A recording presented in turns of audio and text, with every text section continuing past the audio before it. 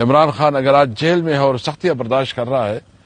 تو وہ حقیقی آزادی کے لیے ہے۔ عمران خان کے ساتھ جو رویہ رکھ رہے ہیں اس کی غلط فہمی ہے۔ خدا نہ خواستہ عمران خان کو کچھ ہوگا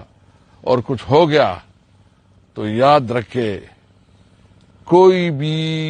پھر محفوظ نہیں رہے گا۔ اگر کسی کی غلط فہمی ہے کہ یہ عمران خان کو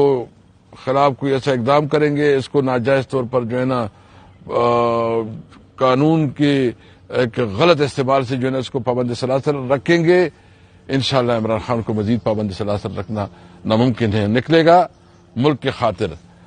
میں صرف اتنا کہتا ہوں کہ احتجاج ہمارا قانونی حق ہے، ہم انشاءاللہ پرامن احتجاج کریں گے،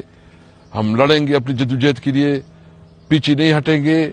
اور اپنی قوم کو اور اپنے ورکر کو یقین دلانے دیتے ہیں کہ جو ایس سی او کے حوالے سے جو ہم نے تھوڑا گریس دکھایا کہ چلو ایک انٹرنیشنل کانفرنس ہو رہی ہے، لیکن اس کو ہمارے کمزوری نہ سمجھا جائے۔ ہم نے اپنے ملک کے لیے ایک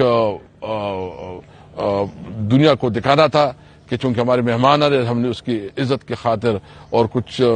دوست ممالک نے رابطہ کیا تھا، کچھ پولیٹیکل پارٹیز نے رابطہ کیا تھا، اس لیے ہم نے احتجاج مؤخر کیا ہے، ختم نہیں ہوا ہے،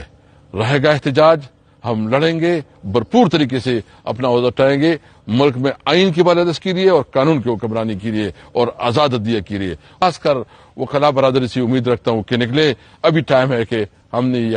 مشترکہ طور پر جدوجہد کو آگے بڑھانا ہے۔